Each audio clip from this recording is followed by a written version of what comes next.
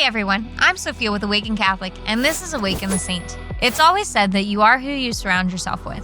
Saint Cedd did exactly that. Not only did he and his 3 brothers all become saints, many of his inspirational role models were also later canonized in the early church. How could someone surrounded by so much holiness not strive for it themselves? Cedd began as a Benedictine monk in England of the year 653, where he met another future saint, Aidan of Lindisfarne. Brother Cedd began studying as a spiritual student under Aidan and credited his teachings for the powerful discernment and strong faith. It was also from Aidan that Cedd learned from the Celtic rites, a liturgical practice that originated in Britain and Ireland, recognized by Rome.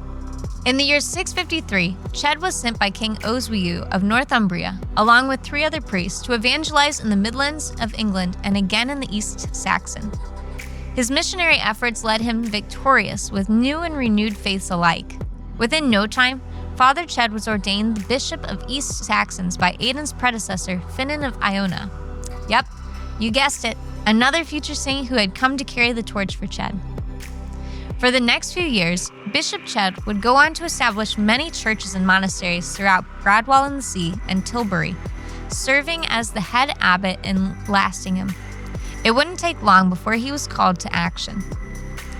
There began to arise some concerns about the differences in liturgical calendars between the Celtic and Roman rites. A gathering was called to settle the dispute, and the Synod of Whitby gathered in the year 664. The crazy part? Those gathered couldn't understand each other. Unlike the Tower of Babel, the Synod ended in a peaceful resolution with the help of Bishop Cedd interpreting everyone fairly.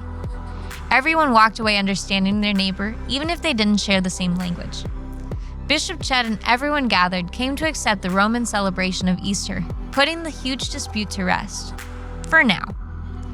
Once the synod was complete, Bishop Cedd retired to his monastery in Lastingham, but soon fell ill of the plague and died months later.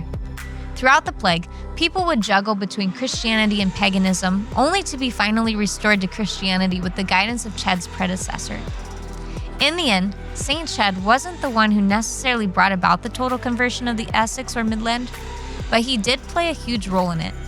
And what was more important is that he had an amazing fraternity throughout his life whom he chose to surround himself with. May we too surround ourselves with those we aspire to be like and challenge us to become who God is calling us to be. Saint Cedd, pray for us. Thank you for tuning in to Awaken the Saint. Awaken the Saint is a 3-minute daily show that unpacks the lives of the saints with practical messages for everyday life. Awaken the Saint is made in partnership by Spoke Street Media and Awaken Catholic.